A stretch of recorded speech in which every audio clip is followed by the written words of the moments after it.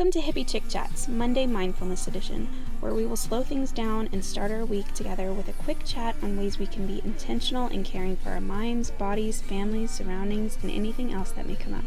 As always, I'm your host, Kristen, and if there's something you'd like to chat about, you can find me on Instagram at hippiekristen or email the podcast at hippiechickchats@gmail.com.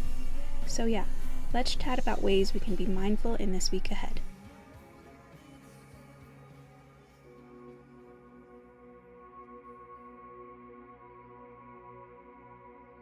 This week, I'd like to focus on the idea of gratitude and how what we think about and how we're thinking about it truly does have the power to affect our lives.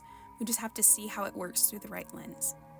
We hear all the time that happiness begins with gratitude, sometimes even implying that nothing can touch us if we're simply focusing on the good, or that if something is wrong, if we're struggling, then we must not be praying enough, must not be expressing enough gratitude.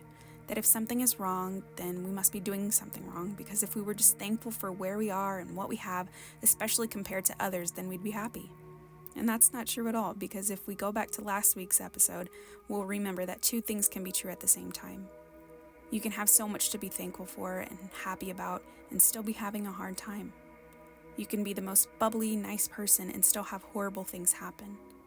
I'm urging us all to be mindful of how we're thinking and speaking about this, because it can set ourselves and others up for confusion and frustration. Being thankful for what we have, focusing on the good, and doing what we can to make the best of a situation are all positive things. I'm not saying not to do that. I'm just saying that gratitude journaling, for one, is not a fix-all. So instead of putting the praise or blame on a gratitude ritual, we can try to see it for what it is. And the fact is that what we bring to our mind, what we focus on, determines the level of serotonin your brain makes. Focusing on positive things increases our serotonin, and focusing on negative aspects is linked to decreased levels. Now again, that doesn't mean that if you're depressed or struggling, that it's just your own fault for not finding something to be thankful for. Every little step that we take can help. And if you need a little extra help from a professional, that goes for a lot of us, and that's okay too.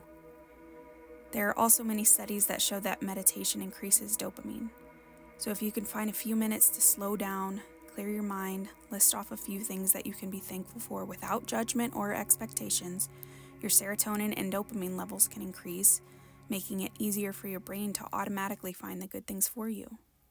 I like to start my day by telling myself that today will be a good day, knowing that that doesn't mean that the day is going to be perfect or nothing's going to go wrong, but that whatever happens, I have the power to start the day with a clear mind, and at the end of it all, if nothing went right, I can still search my brain for that moment, first thing when I woke up, without stress, without thinking about all I had to do and what can go wrong, and express gratitude that I am able to be kind to my mind, if nothing else.